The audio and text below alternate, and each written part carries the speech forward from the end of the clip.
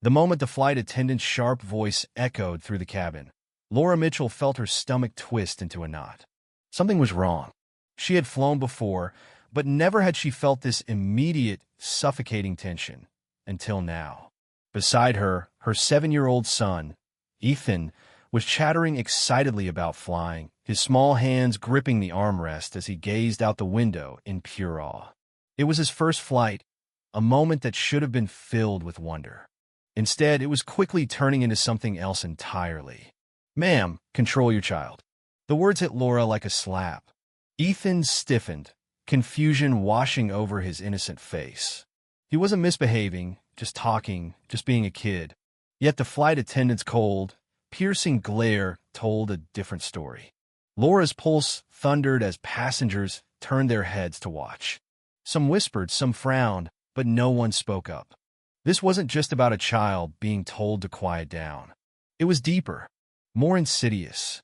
As Laura locked eyes with the flight attendant, she knew this was only the beginning. Stay with real-life stories as we uncover what happened next. Because what followed would shake an entire nation. Laura clenched her jaw, fighting to keep her voice steady despite the frustration burning within. "He's a child," she said firmly. "He's not bothering anyone." But the flight attendant, Brenda Collins, didn't even flinch.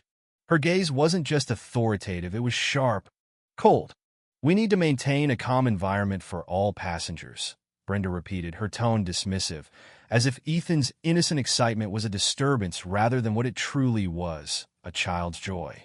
Ethan, who'd been practically glowing with curiosity minutes before, now shrank into his seat, his tiny fingers gripping his mother's sleeve. "Mom, am I in trouble?"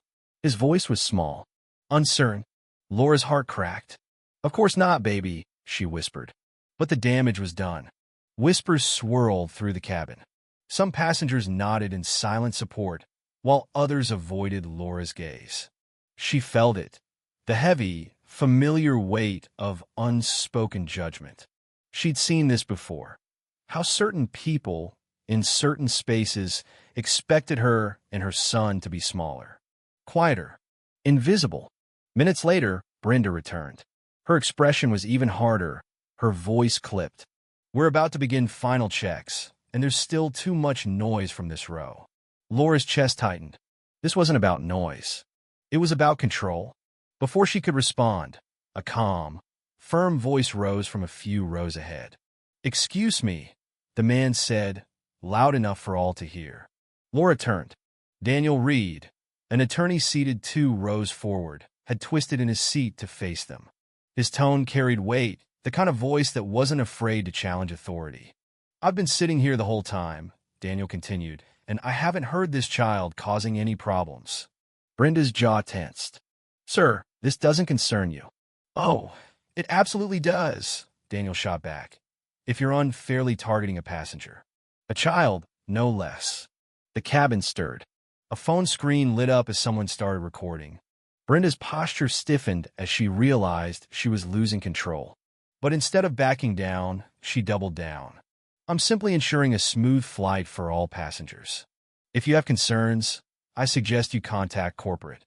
Laura clenched her fists, every part of her screaming to hold her ground. She had spent years navigating these moments, where civility was a mask for something uglier, where she was expected to accept it, let it go. Not this time. A deeper voice broke through the tension. "MS. Collins."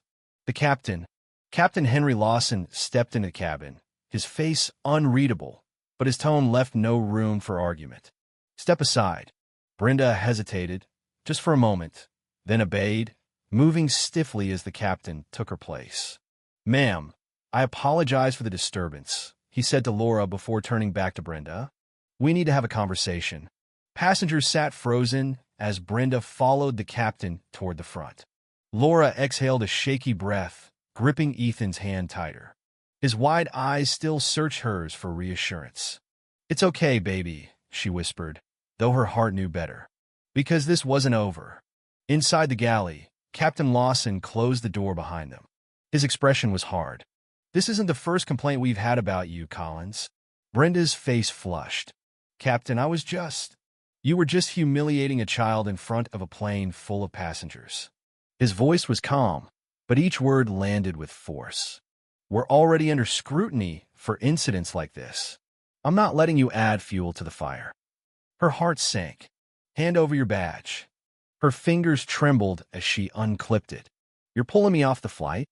You're being dismissed from duty. Effective immediately. Passengers whispered as Brenda reappeared in the cabin. Her face was pale, her jaw tight. She didn't make eye contact as she walked the aisle, but the murmur of disapproval followed her. Then someone clapped. Another joined in. Applause rippled through the cabin. A slow, deliberate message. Laura watched as Brenda vanished down the jet bridge, but something gnawed at her. This felt too clean, too fast. Daniel leaned over. You know they moved on her too quickly, right? Laura frowned. What do you mean? When companies act this fast, they're usually covering something up. Laura's stomach dropped. She followed his gaze. A man in a dark blazer, someone who hadn't been there at takeoff, was watching them. Her pulse quickened. Do you see that guy? Daniel's jaw clenched. Yeah, and I don't like it. As the plane landed in Los Angeles, Laura's mind raced. When she stepped off the jet bridge, flashes of cameras exploded around her. Reporters swarmed. MS. Mitchell, what happened on flight 2378? Is it true that Coastal Air has been covering up safety violations? Are you planning legal action? Laura didn't hesitate. They tried to silence me, she said firmly, gripping Ethan's hand. They tried to make my son believe his voice didn't matter. But we're here now, and we're not afraid. Daniel stepped beside her, his stance strong. This isn't just about Laura. This is about an airline that's been endangering its passengers and trying to cover it up. The public deserves the truth. Cameras flashed. Reporters shouted over each other. Then, through the chaos, two men in dark suits emerged, flanked by security. One of them was Greg Whitman, Coastal Air's head of public relations. His face wore a practiced smile, but his eyes were tight. We'd like to offer MS. Mitchell a private conversation, he said smoothly. We'd like to resolve this amicably. Laura nearly laughed. She knew exactly what that meant. Hush money. Daniel spoke before she could. No deal. But Whitman barely flinched. I think you want to hear our offer. Laura squared her shoulders. And I think you need to hear me. This isn't going away. Before he could respond, a voice cut through the crowd. I used to work for Coastal Air. A woman stepped forward, her presence commanding the crowd's attention. I was a senior safety inspector, she continued. And I have proof, documents showing that Coastal Air has been ignoring critical mechanical failures for years. Gasps rippled through the reporters. Laura's heart pounded. The story had just exploded. Weeks later, Laura sat under the hot lights of a news studio. Across from her, the interviewer leaned in. MS. Mitchell, do you regret speaking out? Laura thought for a beat. No, she said, her voice calm, unwavering. Because now my son knows his voice matters. And no one can ever take that away from him. The lawsuit against Coastal Air was in full swing. Federal investigations were underway. The whistleblower's evidence had rocked the entire airline industry. Stocks tanked. Executives scrambled. Brenda Collins? She vanished from the public eye. Her career was over. But Laura wasn't thinking about her. This had never been about just one flight attendant. It was about something bigger. One evening, Laura and Ethan stood near an airport runway, watching planes take off. The sky glowed with streaks of sunset. Mom! Yes, honey? Ethan grinned up at her. I still think flying is cool. Laura smiled, her throat tight with emotion. Me too. As another plane soared into the sky, she knew this wasn't just the end of a fight. It was the beginning of something bigger. Because justice isn't just about winning. It's about making sure no one else has to fight the same battle.